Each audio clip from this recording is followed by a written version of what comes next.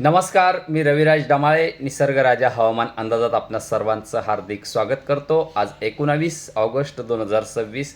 बघा शेतकरी मित्रांनो, सध्याच्या कंडिशनला जर बघितलं तर राज्यात आता सध्या नुसतं ढगाळ वातावरण आहे. फक्त पिकांना झाकण धरल्यासारखं वातावरण सध्याच्या कंडिशनला आहे आणि एकदम सूक्ष्म जलकणांचा पाऊस हा सध्या आपल्याला राज्यात बघायला मिळतोय. बघा शेतकरी मित्रांनो, आज 19, 20, 21 या 3 दिवसात पश्चिम महाराष्ट्र, उत्तर महाराष्ट्र आणि मराठवाड्यात या भागात फक्त हलका स्वरूपाचा पाऊस होण्याची शक्यता राहील. फक्त कपडे ओले होतील एवढाच, तोही सर्वदूर राहणार नाही.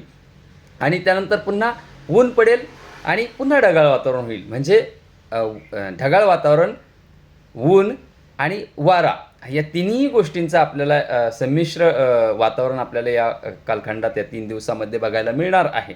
आणि ऊन पडल्यामुळे पिकांनासुद्धा प्रकाश संश्लेषण क्रियेसाठी तो एक चांगले संकेत आहे. कारण की दररोज 2 तास, 3 तास, 4 तास हे ऊन पडणार असल्यामुळे प्रकाश संश्लेषण क्रियासुद्धा पिकांना गरजेची असल्यामुळे तो एक चांगले संकेत आहे.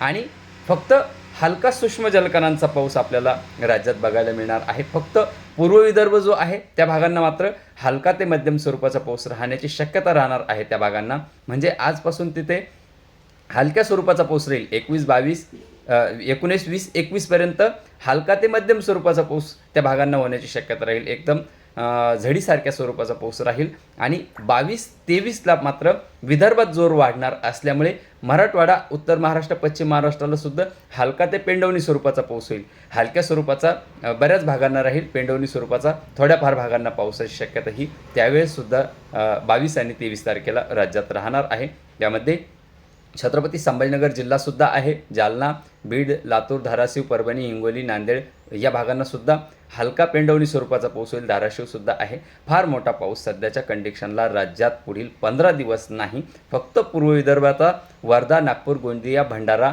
चंद्रपूर, गडचिरोली, अकोला, अमरावतीला सुद्धा हलका मध्यम स्वरूपाचा पाऊस राहील. बुलढाणासुद्धा हलका मध्यम स्वरूपाचा पाऊस राहील. या भागांनासुद्धा, यवतमाळसुद्धा हलका मध्यम स्वरूपाचा पाऊस राहील. फार मोठा पाऊस सध्याच्या कंडिशनला त्या भागातसुद्धा नाही. आणि उत्तर महाराष्ट्र मात्र हलक्या स्वरूपाचाच पावसाची शक्यता राहील. फार मोठी पावसाची शक्यता नाही. फक्त कपडे ओले होतील अशा स्वरूपाचा. पश्चिम महाराष्ट्रासुद्धा त्याच कंडिशन. कोकण किनारपट्टी, सह्याद्री पर्वतरांगांना मात्र हलका ते मध्यम स्वरूपाचा पाऊस हा कायमस्वरूपी त्या भागांना पडण्याची शक्यता राहणार आहे. सध्या राज्यात स्ट्रेटस आणि स्ट्रेटोक्युम्युलस क्लाउड फॉर्मेशन असल्यामुळे हलक्या स्वरूपाचा पाऊस राहील.